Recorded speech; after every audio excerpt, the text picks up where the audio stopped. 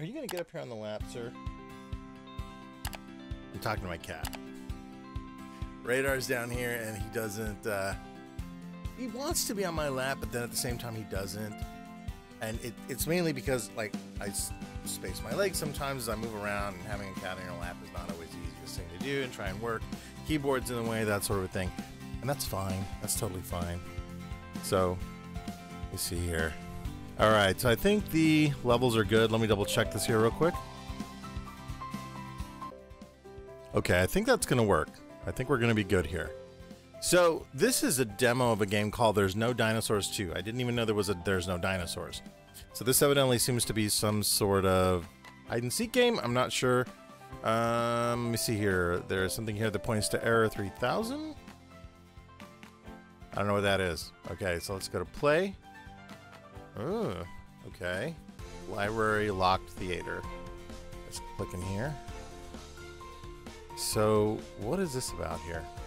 Okay, so is there a time frame? I think this is something just like super simple. I'm not really sure if I'm just clicking around to try and find dinosaurs. I guess that's kind of the point of this. Okay, oh, okay, yeah, it's that simple. Oh, that's kind of cute.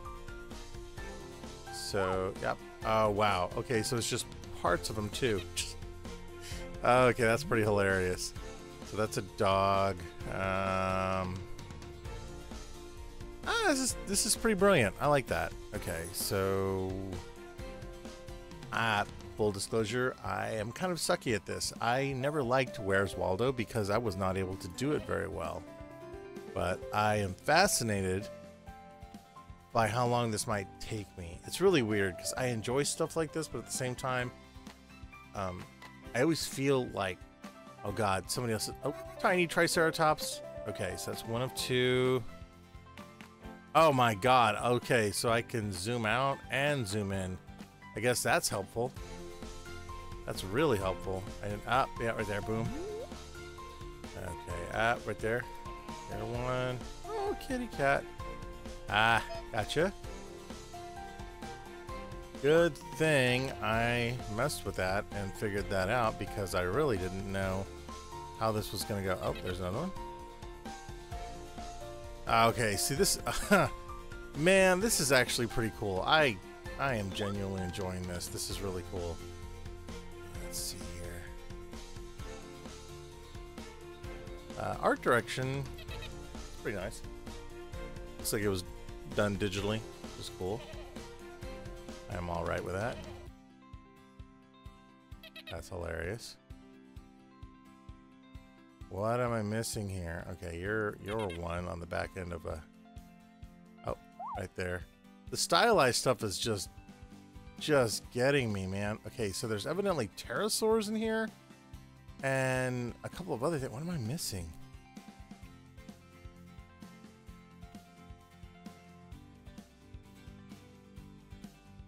I know I said this stresses me out normally, but I'm actually feeling pretty darn good about this. I'm like, no, let me take a look around and see what I'm finding in here. This is pretty freaking hilarious, actually. Okay, so there's no pterosaurs, and there's one, I guess it's a Pachycephalosaurus? Oh, where in the heck are you?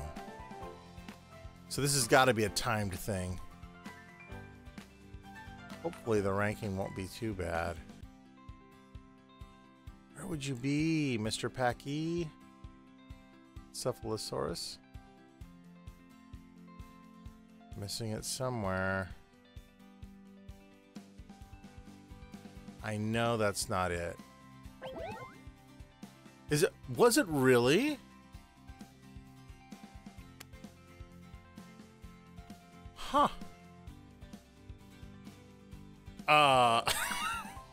Okay. Oh my god. Alright, so this one they've unlocked the whole fashizzle. So 1, 2. I'm just looking for dinosaur shaped things, that'll work too. You know what? This this gives me the same energy that it does when I'm looking for word find puzzles, and I love those things. I get highly addicted to those. I buy books of them, and that's actually, unfortunately I haven't been doing that lately because just sometimes mental strain gets to me, you know, just like, you ever have those moments whenever you're feeling like, oh, I want to do so much and get, you know, and build good habits, and then it's a challenge to keep those habits going? Yeah, that's what I'm enduring right now. And not, you know, not like it's a worrying thing or a bad thing. It's just like, you know, I have certain things I try and do. Word searches are definitely one of them. This could easily be another one. And it's just these moments where I take the time to stop and do something that will reset my brain and let myself de-stress in a nice and happy way that isn't too weighted, isn't too stressful. You know, doesn't really matter if I don't do it. But the real breaker for me is trying to remember to do it enough times. So like my word search, I do that usually. I would do that daily. I think I average like 7 minutes trying to find it. And that's actually like, you know, a small feeling of accomplishment.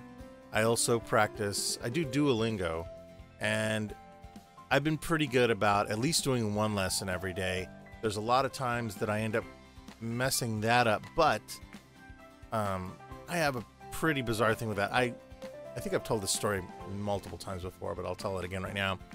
The short Cliff Notes version. I was at a show called Spectrum Fantastic Art Live, which no longer exists, unfortunately. And it was pretty good when it was around. And it featured a lot of different artists and stuff, but I ended up meeting a guy that spoke Icelandic. He was a polyglot. He spoke a ton of languages. And I was blown away that he could speak, I think it was Greek, Icelandic, Spanish, Italian, German, and Swedish, and English. I was just confounded by that. And after that, I was like, I've got to learn more languages. And I struggled. I used Pimsleur's CDs to try and learn French and things like that. And this isn't like, Duolingo is not sponsoring this or anything. This is just me telling you the truth on what my experience was that I ended up finding a really good study point to use with something like Duolingo.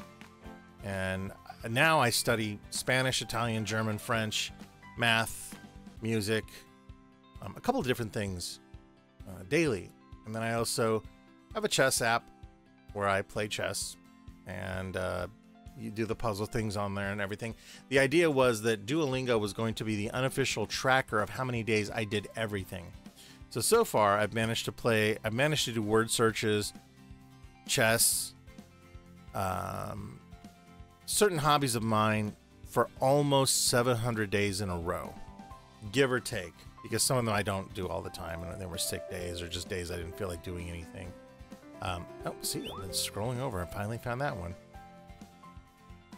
And I remember having a conversation with somebody about trying to stay the path, right? Trying to, I don't know, just trying to, you know, build good habits and how to keep them. And I think the trick that I found is that if you're not too hard on yourself and you just have fun trying to do them, it's okay, so long as you keep coming back. I think that's the old saying, right? As long as you show up, you'll be fine. It won't be a big... this guy is messing me up because he's upside down. And that's held so true for me over the years. And even when I really get depressed, when I really get down, it does help me to remember that I can just pick it back up and I can just enjoy it for what it's worth. There's some other hobbies I'm trying to add into that. Guitar playing. In fact, today I did about an hour of archery. Boy, that was... I finally got hay bales. I finally was like, yes, I'm going to set that up. I think I got self-conscious because I didn't want to be outside because I have some nosy neighbors that are always asking questions. And half the time, that just turns me off. I'm like, I really want to build a big fence around my lawn. Sometimes I just want to be in my zone and doing stuff. And I know that they try to be friendly, but there are just some days where I'm just like, I just let me do my thing, man. Like, I don't mind showing people stuff or anything else like that, or talking to them about my hobbies or my interests, but that's backfired too. And so sometimes I just stay quiet and I just don't. All right, let's see here. Let's really dig in now, because what am I missing? I am missing a sauropod somewhere. It's gonna be like a 7-minute time. Look at the top. I'm actually glad this is just line work and not like grayscale or something. I would be losing my damn mind right now. But yeah, with the archery, I had gotten a compound bow quite a while back. It's not perfectly sized for me, but it's close. And I got it really cheap. So, but I'd always hesitated to get targets or do anything else like that. And quite frankly, it was a very long time before I felt comfortable enough to like just set up something in my backyard and go for it. And in that, the part that got me was the moment that I finally did get it set up today. I was mad at myself. I'm like, God damn it! Why didn't I just do it before? Why didn't I just jump on board and do what I needed to do and enjoy myself? And I just didn't.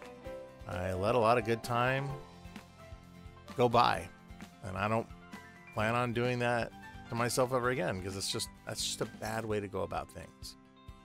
This guy is extremely hard to find. Should have done this on Twitch, so then that way somebody could have said, hey dude, lower left corner right there. Wait, oh my, it was right there. How many times did I pass with that damn thing? Ah, that was great. So that's it. That's the demo. That's brilliant. Okay, that's fun. I like that a lot. I get to see this. I've been looking for games like this that I could play online, just you know, for the live stuff, just like little interludes or whatever, just for fun, just to kind of fire up some conversations and stuff like that. You know, I don't know. That's going to be a whole nother thing to cover and go about. But and this is a lot of fun. Evidently, there's a full version of this. I don't like. I got into a conversation with somebody about that. I'm going to try and do this library time again. And we'll go. So I got into a conversation. I wonder, oh, they do change. I think they are changed in here. Is this doing what I think it's doing? I think they are moving around. So is this using... Yeah, it feels like it, right? Am I wrong on this? I don't... Yep, there's a tail there now. So this is... Oh, I love that. See, now that is rad, because that means that the experience is going to be different each time, because there's one right there. Oh, there you are, Packy. Packy again. Okay. This goes up so much in my mind. This is so freaking rad. I didn't think that was going to be the case, but that's cool. Pterodactyl. Man, I don't know about you guys, but one of my two favorite types of dinosaurs are stegosaurs and ankylosaurs. I've loved them for a long time, ever since I was a kid. Big armored dinosaurs. I think it's just, I mean, I know a lot of people are huge fans of, like, you know, T-Rex and the Velociraptors and things like that, but you know, herbivores have always been more my jam. Also, the idea that when I was a kid, you know, you get picked on enough, you go through a lot of hard times in school, you just wish you had, like, armor. You know, you wish you had something to protect yourself with. And I love that, you know, the ankylosaur didn't, you know, most of the members of the family were armored on their backs and had some sort of club or spikes or something. And I grew to appreciate that aspect. And Triceratops was just like, hey, no, like, if I look at you, I got nothing but horns for you, man. Nothing but horns. Oh my God, am I going to get this time down?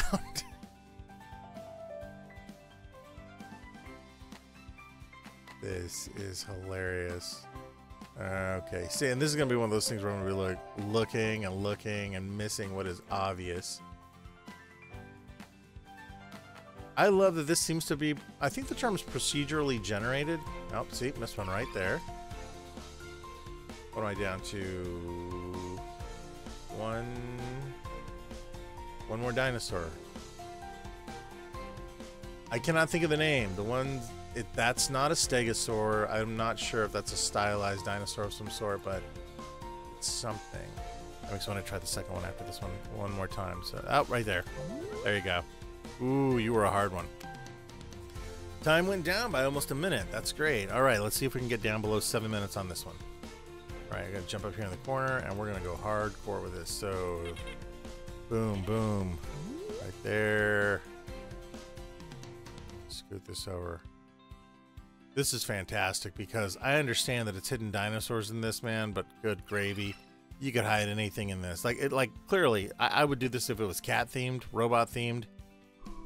Hopefully the full one kind of has that going for it because, man, but I gotta hand this person, man. They like this. I know a lot of people probably wouldn't think this is that cool, but like I love this.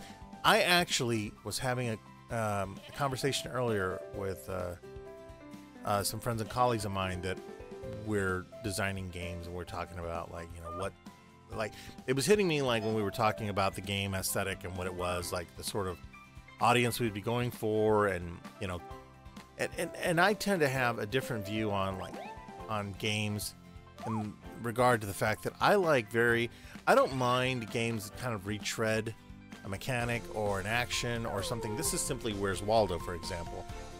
If the theme matches, I'm all in. I don't care. I don't care. I can tell you that because it's not unlike watching reruns. It's comfortable. So, and people like that. I mean, I'm pretty sure there was a point in time, which, look at that. 129. All right, can we get the library down? Let's try that one more time. I'm pretty sure there was a time whenever, you know, people didn't think they'd ever see, like, certain shows ever again. They were, you know, like back before the VCR, which I think the VCR came out in the late 60s. Not widely, but it did. It was around.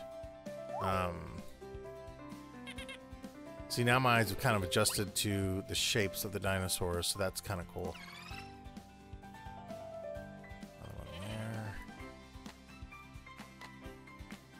One there. This is hilarious.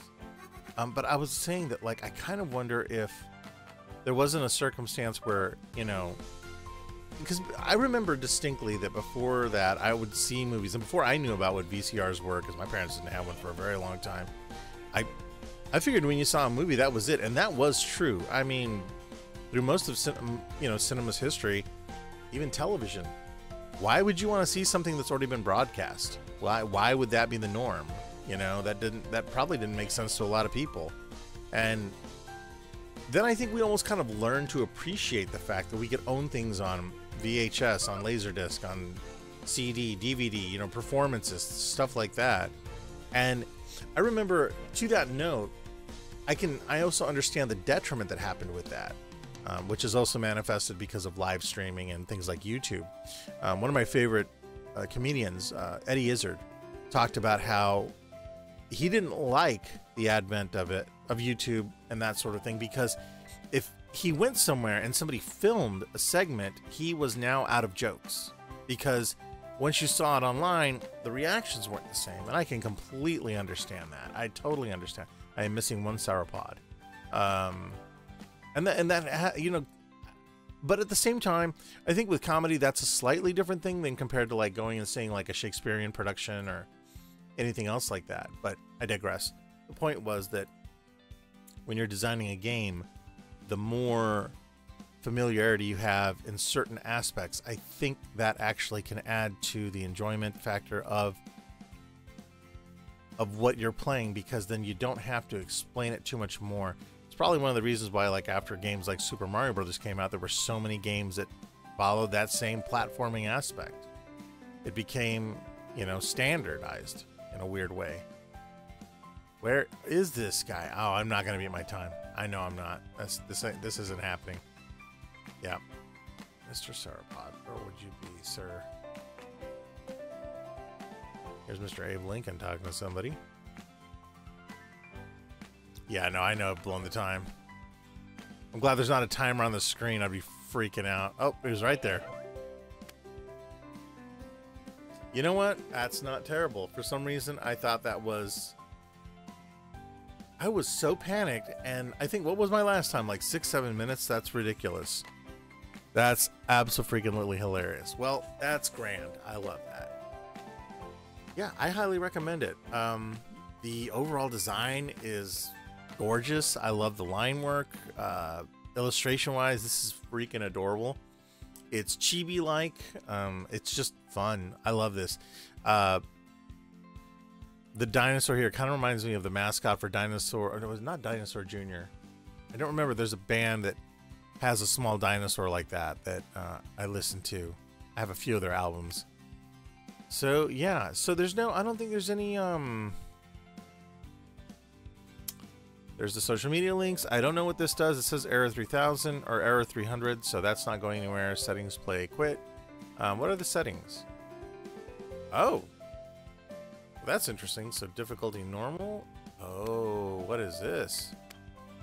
So there's no oh, wait a minute. Wait a minute. The time is normal. So that means there's a timed segment to this? Okay, that's interesting. Oh, no, wait. I just got done playing the library, so I think my time was actually worse.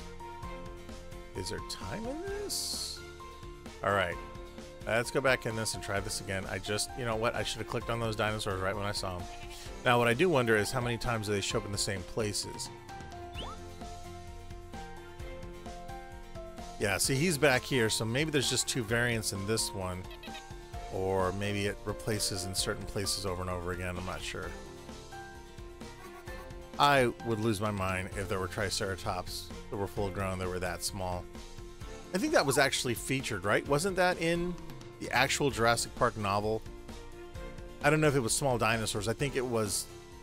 God, it's been years. Was it Alan Grant? Who was it that saw... Or was it Ellie Sattler, I think, that saw the miniature elephant? Or they heard about it, where it had, like, anger issues and acted more like a really cornered angry rat, something like that. It was a very weird. I remember that was a weird section of the story, and I could be getting that mixed up with something from Lost World or something. I don't know why. I don't believe it was fanfic that I'm remembering, but yeah, that's a weird memory. It's a weird core memory. Okay, so one more pterodactyl, a spiny back dinosaur, another Packy. You know what's crazy is I know I'm looking at this stuff and I'm like, it's probably right in front of my eyes.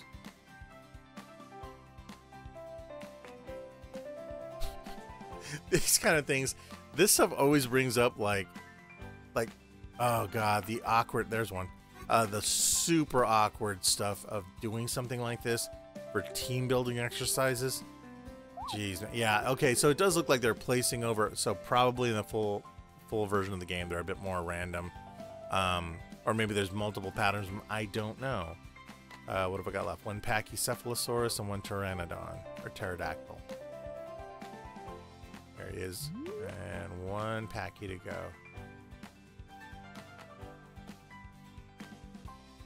Right there. Okay, so that really didn't change anything. That's interesting. So,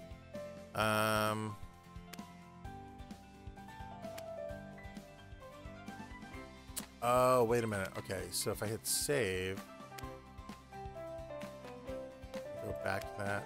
Oh, see, so the difficulty really doesn't, interesting. So I wonder, it must just be some setting in this. It doesn't seem to really be affecting it at all. Okay. Let me check and click over here. There's a British symbol here. I'm taking it the developers are from the UK. Let's see what this does.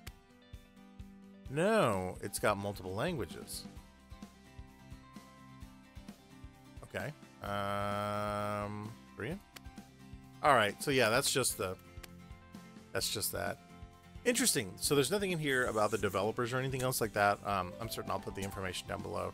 But no, this is fun. This is really cool. It's a simplistic, very, very fun, kind of breather of a game. I love that. Like when I mean by breather of a game, I mean just like, whoo, that sort of a thing. So like, and you know, which is really cool. I don't meditate nearly as much as I should, and I think this is really rad. This is really a wonderful little game. So thanks for watching, guys. I really appreciate it. I am Mario the Artisan Rogue. This is just an extra little playthrough. I'm certain I'll buy the original or the full version of the game, and maybe the first one as well too, and kind of do a compare and contrast and have fun with that. But this has been a lot of fun, just kind of talking and playing through this game. I love stuff like this.